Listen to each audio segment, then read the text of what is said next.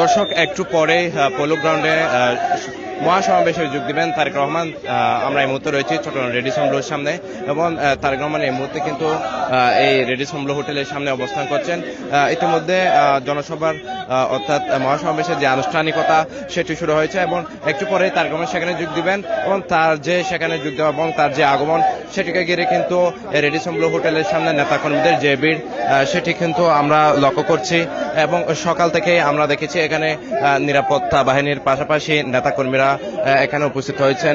যেহেতু একটু পরেই তারেক রহমান এখান থেকে বের হবেন ঐতিহাসিক পোলো গ্রাউন্ড মাঠে বিএনপির যে ঐতিহাসিক জনসভা অর্থাৎ মহাসমাবেশ সেখানে তিনি যোগ দিবেন এবং আমরা যতটুকু জানতে পেরেছি পোলো গ্রাউন্ডে ইতিমধ্যে বিএনপির যে আনুষ্ঠানিক সমাবেশ সেটি কিন্তু শুরু হয়েছে এবং আজকে সকাল থেকে শুরু করে গতকাল রাত থেকে মূলত আমরা দেখেছি নেতাকর্মীরা বিএনপি নেতাকর্মীরা চট্টগ্রাম নগরীতে চট্টগ্রাম সহ চট্টগ্রাম দক্ষিণ উত্তর থেকে শুরু করে সারা জায়গা থেকে উপজেলা থানা ইউনিয়ন ওয়ার্ড থেকে নেতাকর্মীরা এখানে এসে উপস্থিত হয়েছেন এবং গতকাল রাত 7:30 থেকে 8টার দিকে মূলত বিএনপির চেয়ারম্যান তারেক রহমান তিনি শাহ আমানত আন্তর্জাতিক বিমানবন্দর হয়ে এই চট্টগ্রামের রেডিসন ব্লু হোটেলে এসে পৌঁছেছেন এবং তিনি যখন এখানে এসে উপস্থিত হয়েছেন বিমানবন্দর এলাকার পাশাপাশি চট্টগ্রাম তিনি যে হোটেলে উঠেছেন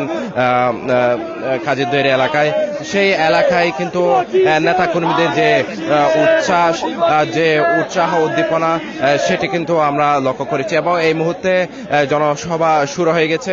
তারেক রহমান সেখানে প্রধান অতিথি হিসেবে যে ঐতিহাসিক ভাষণ সেটি দিবেন এবং সেদিকেই কিন্তু নেতাকর্মীরা অপেক্ষা করছেন। যেহেতু দীর্ঘ প্রায় 21 বছর পর তারেক রহমান চট্টগ্রামে এসেছেন এবং এমন একটি মুহূর্তে এমন একটি পরিস্থিতি তিনি এসেছেন যখন সামনে ত্রয়োদশ জাতীয় সংসদ নির্বাচন এবং তার পাশাপাশি সামনে নির্বাচনকে কেন্দ্র করে চট্টগ্রামের 16টি সংসদীয় আসনে বিএনপির 16 জন প্রার্থী রয়েছেন এবং সে নির্বাচনী প্রচারণার অংশ হিসেবে মূলত তিনি চট্টগ্রামে এসেছেন।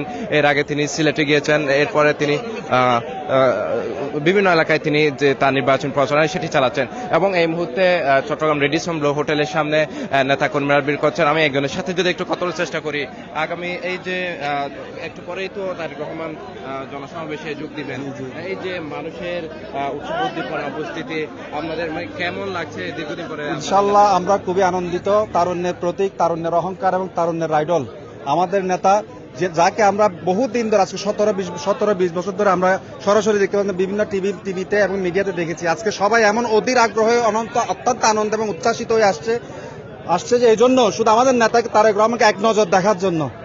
তো কি ধরনের জনপ্রিয়তা, ওনার কি ধরনের ভালোবাসা আপনারা সেটা নিজেরাই আপনারা দেখতে পাচ্ছেন। এবং অলরেডি আমাদের 6 নম্বর ওয়ার্ড, আমি 6 নম্বর ওয়ার্ডের একজন যুব দলের কর্মী এবং আমাদের 8 আসনের প্রার্থী জনাব এরশাদুল্লাহ ভাইয়ের নেতৃত্বে আমরা বিশাল মিছিল নিয়ে অলরেডি প্রোগ্রামের মাঠে গেছি এবং এখানে আসছি অন্তত আমাদের নেতাকে এক নজর দেখার জন্য।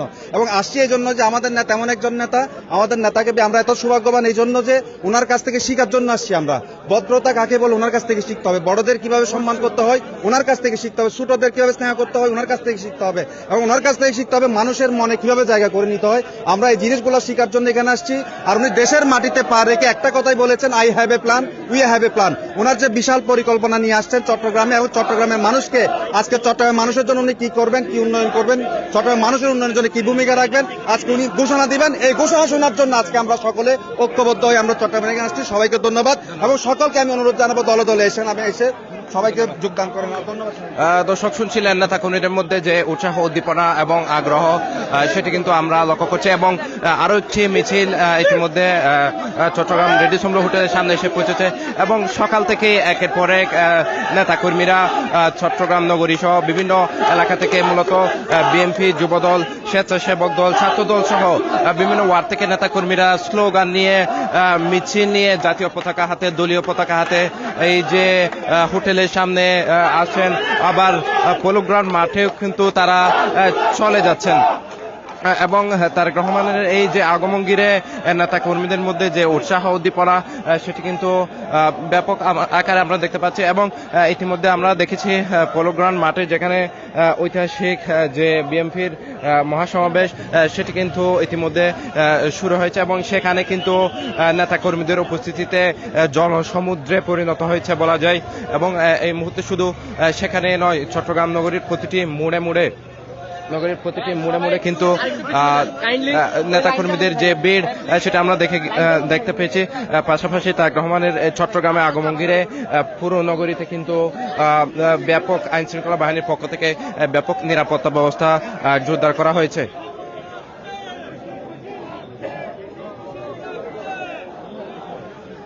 এবং আইন শৃঙ্খলা বাহিনী পুলিশের পাশাপাশি এখানে বিভিন্ন বাহিনী কিন্তু আইন শৃঙ্খলা রক্ষায় দায়িত্ব পালন করছেন। এখানে আছেন কোতোয়ালির ওসি আফতাব আহমেদ, তিনি আছেন।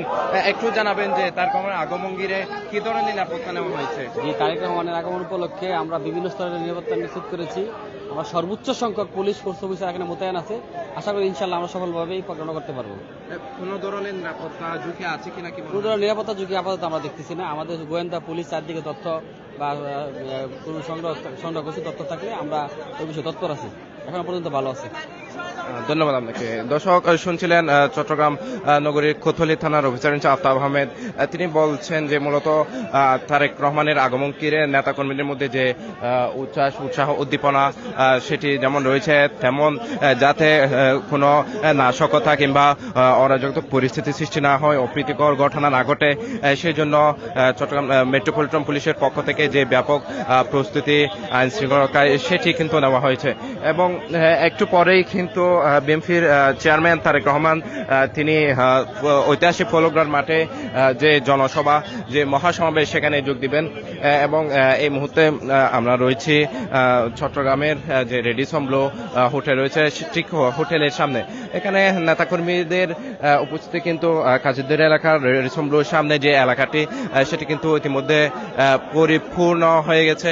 এখানে আশেপাশে রাস্তা থেকে শুরু করে ফুটপাথ থেকে শুরু করে আশেপাশে মূলত নেতাকর্মীরা জড়ো হয়েছেন এবং তাদের মধ্যে যে উৎসাহ উদ্দীপনা আগ্রহ সেটি কিন্তু আমরা লক্ষ্য করছি। এবং আমরা দেখেছি নেতাকর্মীদের কারো মাথায় বিভিন্ন বেশে বিভিন্ন পতাকা, ফেস্টুন, প্ল্যাকার্ড হাতে তারা কিন্তু এখানে জড়ো হয়েছেন এবং তারা বিভিন্ন স্লোগান দিচ্ছেন, সেটিও আমরা দেখতে পাচ্ছি। এবং তার আগমনকে ঘিরে বেশ কয়েকদিন ধরে পুরো চট্টগ্রামে কিন্তু ব্যানার ফেস্টুনে ছেয়ে গেছে বলা যায়। কাজীদুয়ারি মোড়ে রেডিসন ব্লু হোটেলের সামনেও কিন্তু সেই দৃশ্যটি নিশ্চয়ই দেখতে পাচ্ছেন।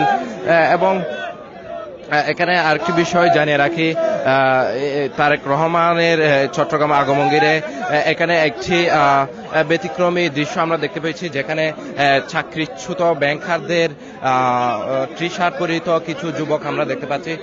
তারা মূলত কারা, তাদের সাথে একটু কথা বলার চেষ্টা করব। আপনারা মূলত কারা? আপনারা চাকরিচ্যুত ব্যাংকার? আমরা ব্যাংকের চাকরিচ্যুত।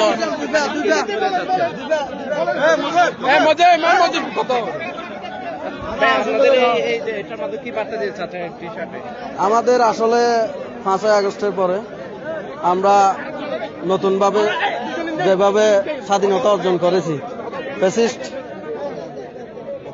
মুক্ত করেছি, কিন্তু আমরা ষড়যন্ত্রের শিকার। আজকে আমরা নিজেদের চাকরি হারা। আপনারা কারা? আমরা ইসলামী ব্যাংক পরিবার থেকে যারা চাকরিচ্যুত হয়েছে সবাই এখানে উপস্থিত হয়েছে। এটা আসলে ষড়যন্ত্র করে এবং বিভিন্ন কলা কৌশলের মাধ্যমে বিভিন্ন ষড়যন্ত্রকারীরা এই ছেলেগুলোকে চাকরিচ্যুত করেছে।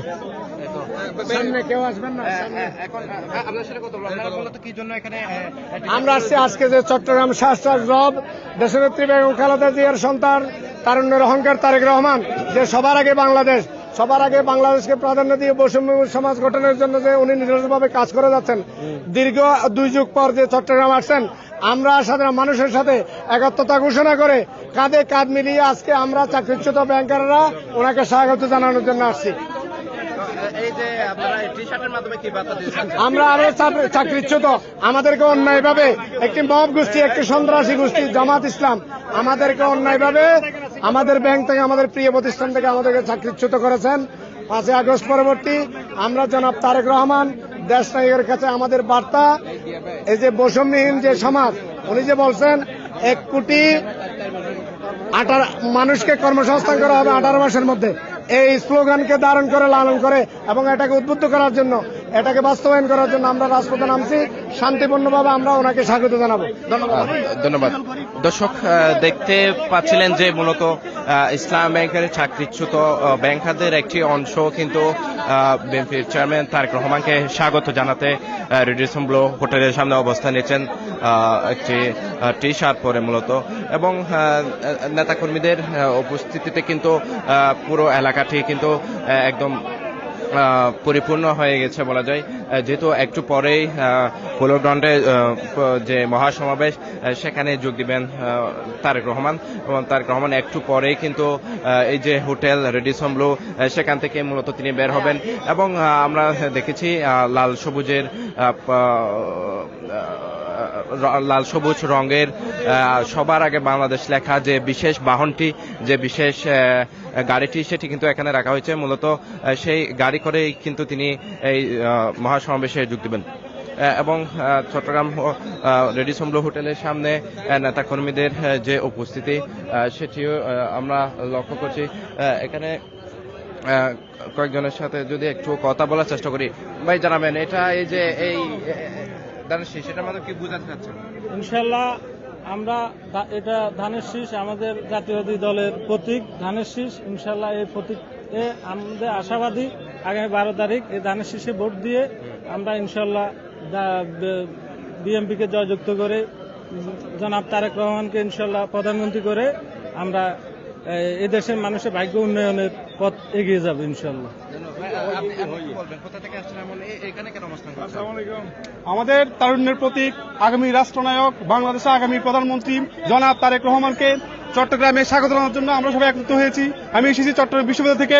আমাদের আগামী রাষ্ট্রনায়ক তারেক রহমানকে প্রধানমন্ত্রী করে 12 ফেব্রুয়ারি আমরা উনাকে গলায় ফুলের মালা প্রদান করব। আগামী রাষ্ট্রনায়ক তারেক রহমানকে আমরা প্রধানমন্ত্রী হিসেবে দেখতে চাই। আপামর জনগণ সবাই প্রধানমন্ত্রী হিসেবে উনাকে দেশের ক্ষমতায় দেখে রাষ্ট্রনায়ক হিসেবে সবাই উনাকে প্রধানমন্ত্রী হিসেবে দেখতে চাই। আমরা সবাই উনাকে দেখার জন্য একত্রিত হয়েছি। আজকে চট্টগ্রামে গণজোয়ার এসেছে। সেই গণজোয়ারে আগামী 12 ফেব্রুয়ারি আমরা ক্ষমতায় উনাকে প্রধানমন্ত্রী করে সবাই দেশের আপামর জনগণের ভাগ্য উন্নয়নের কাজ করবো ইনশাআল্লাহ।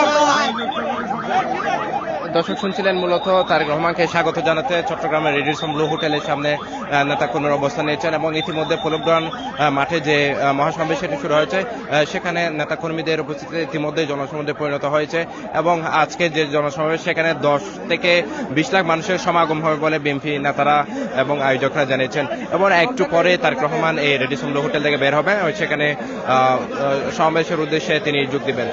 দর্শক, এতটুকুই ছিল চট্টগ্রাম রেডিসন ব্লু হোটেলের সামনে থেকে সর্বশেষ খবরাখবর।